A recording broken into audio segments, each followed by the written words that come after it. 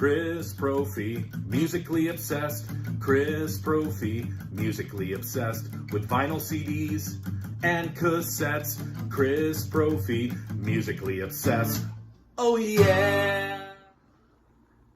What's up, everybody? Happy Monday. So today I wanted to talk about the band British Lion, formed by Iron Maiden's bassist Steve Harris. And they have come out with 2 albums, and I have both of them, so I want to talk about them. And I also want to know if there's any other British Lion fans out there. Maybe you've never given them a chance, and I'm going to tell you right now, you should. If you like Steve Harris and Iron Maiden, and you just like hard rock, heavy metal, check out British Lion. So they are a side project for Steve Harris, and the idea behind the band, and I would assume that this is probably the idea behind a lot of these side project sort of bands, is that he wanted to perform in some smaller arenas, which I think is funny because if you don't perform as Iron Maiden, you will be performing in smaller arenas. But regardless, he wanted to play in more like intimate settings.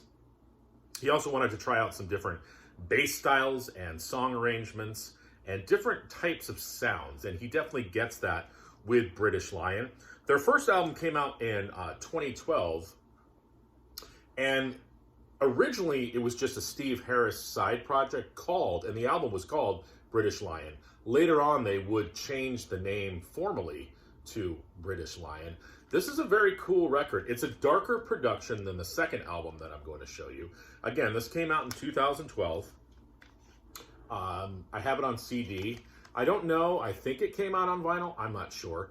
But as I said before, different than Iron Maiden, which is good. But then every once in a while you're hearing things. You're like, oh yeah, I hear a little bit of Iron Maiden, which makes sense because it's Steve Harris on bass. It's darker. It's kind of got a hard rock vibe to it. Almost, radio friendly. There's a song on here, check it out, called The Chosen Ones, which I could hear on modern rock radio. And I really like it. I like it better than the last few Iron Maiden releases. The vocalist, his name is Richard Taylor, and I've been listening to him going, who does he remind me of? He's just got this sort of straight vocal tone, nothing fancy. I feel like he's better on the second album, and I'll show you that in a second. But I was like, oh yeah, he reminds me of the singer from Fate's Warning named Ray Alder.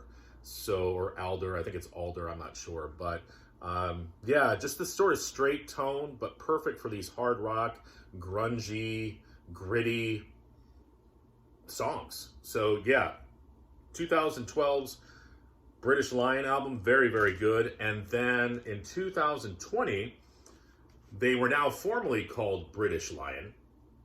And this album is The Burning. This is a gatefold. And I believe it's the same lineup. Of course, you've got Steve Harris on bass. Again, you have Richard Taylor on vocals. The production is brighter on this album. I feel like Richard Taylor is doing more vocally than he did on the first album.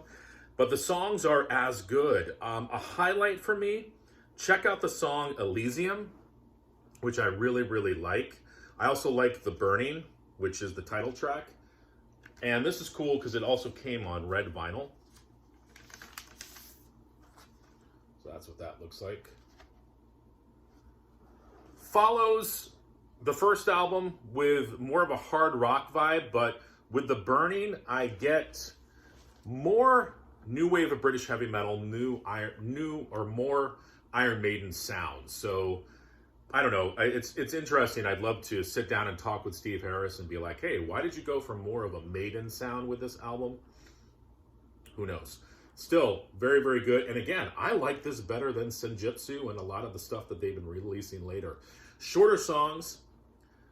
They make more of an impact, and they're more interesting to listen to. You don't have the bass intros and these long, drawn-out songs. I feel like the arrangements click a little bit better. Maybe Iron Maiden should take some lessons from British Lion, and I feel it's funny because Steve Harris writes the bulk of the material for Iron Maiden. He writes pretty much everything on British Lion, so just kind of transfer some of that hard rock, kind of edgy vibe to the next Maiden album. maybe it could be the last Maiden album, and I think fans would like it more than the stuff that we've been getting lately. So anybody else a fan of British Lion? Check these 2 albums out, and let me know. All right, guys, have a great week. Bye.